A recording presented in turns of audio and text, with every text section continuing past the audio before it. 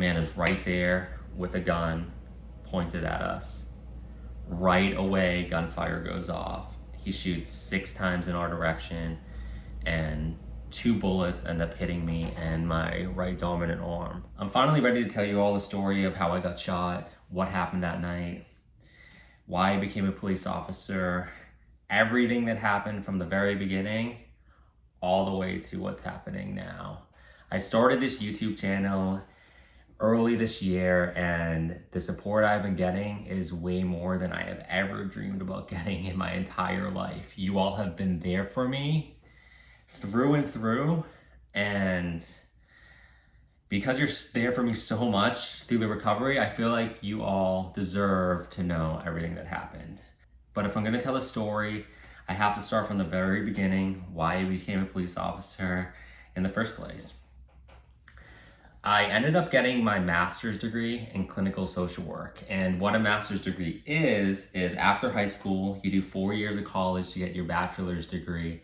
And if you want to do further education, you do 2 to 3 more years to get a master's degree. I did the 3-year program because I lost my older brother the final week of undergrad, and a lot was going on, and I didn't want to overwhelm myself too much my first year of grad school. So I spread it out, 3-year program.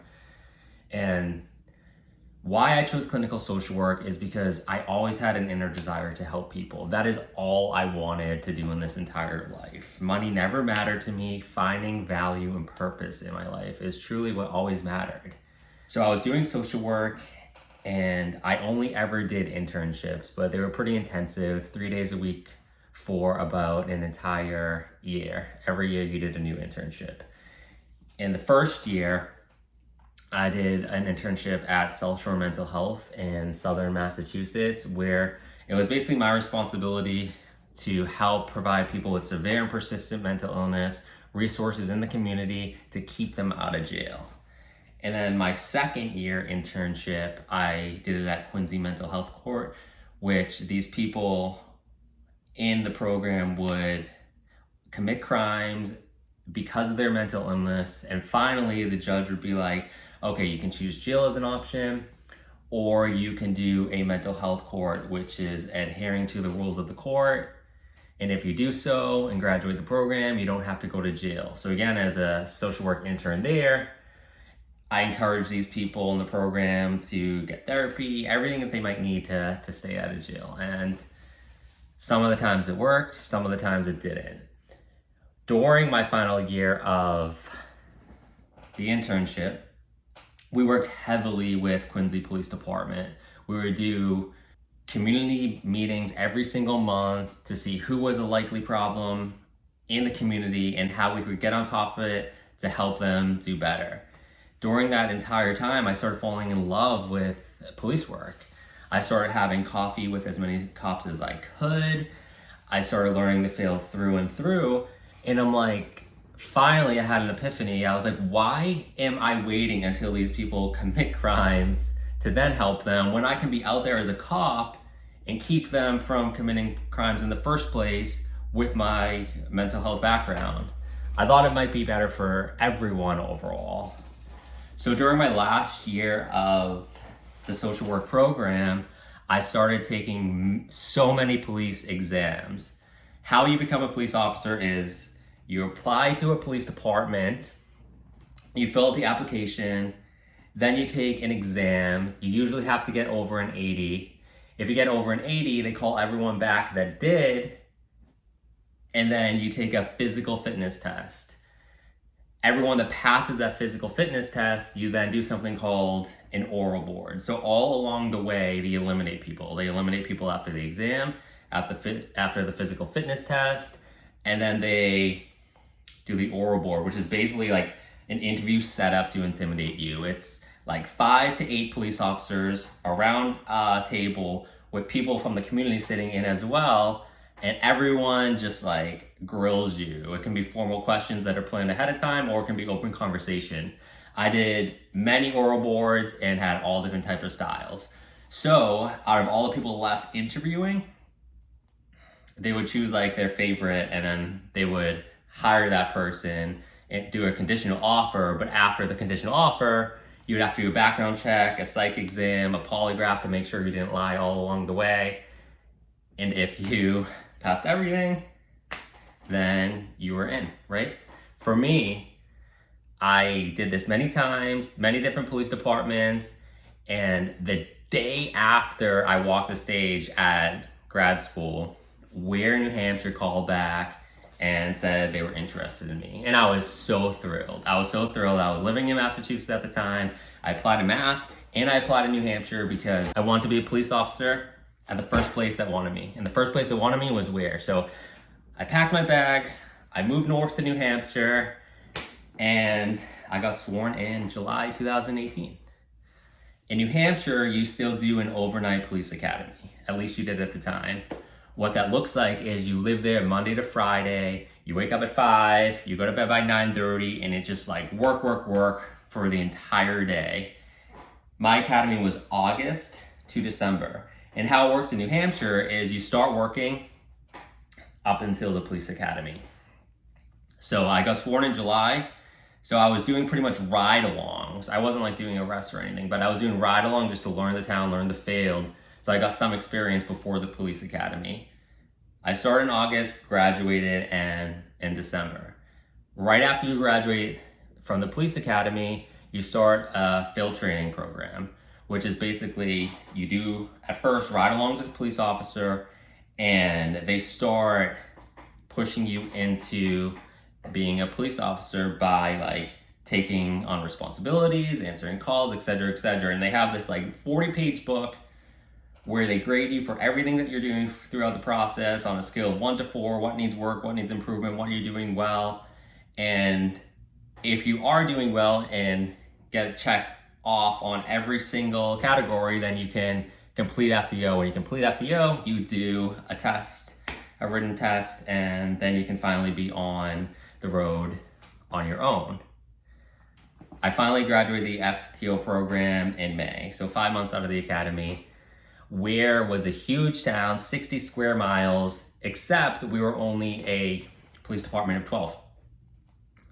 Why we were only a police department of 12 is because it pretty much comes down to the town wanting to pay for more officers or not.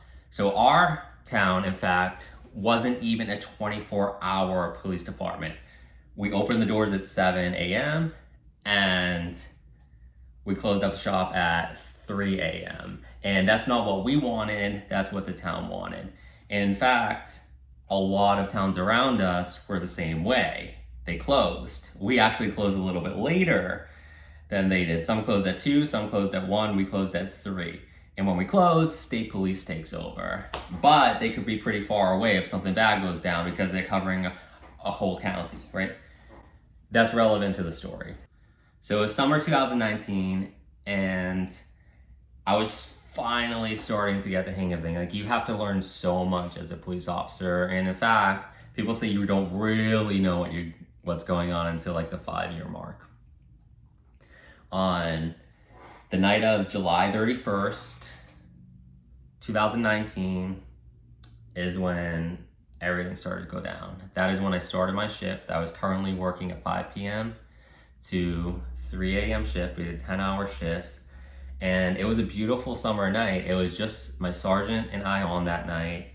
He was young. I think he was 25. I was 27. And honestly, it was like still the time of my life as a police officer. We got to go out there. We got to answer calls. I think there was a runaway child we found that night when we were in mutual aid for another town. And it was just like a beautiful summer night. And that's the only way I can describe it.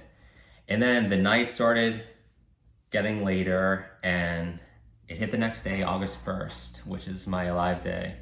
And at about 1:30 in the morning, that's when the call came in. We're actually both out on the road at the time.